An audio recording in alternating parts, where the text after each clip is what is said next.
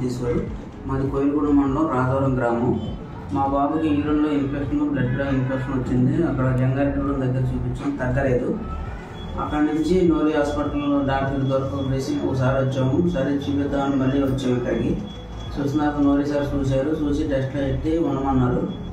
4 రోజులు 5 రోజులు ఉంటే సరిపోద్ది అన్నారు. అటువంటిది 8 రోజులు టైం పట్టింది. డాక్టర్ గారు కూడా 3 పూటలు వచ్చి చూసేవారు, బాగా చూశారు. నర్సులు కూడా ప్రతి 2 గంటలకు వచ్చి బాగా చూశారు, అబ్జర్వేషన్ పెట్టుకుని బాగా చూశారు. హాస్పిటల్ అంతా కూడా బాగుంది. బాబు ఇప్పుడు కంప్లీట్గా తగ్గింది. మళ్ళీ 5 రోజుల తర్వాత మళ్ళీ మందులు ఇచ్చారు. 5 రోజుల తర్వాత మళ్ళీ రమ్మన్నారు. అంతా కూడా బాగుంది.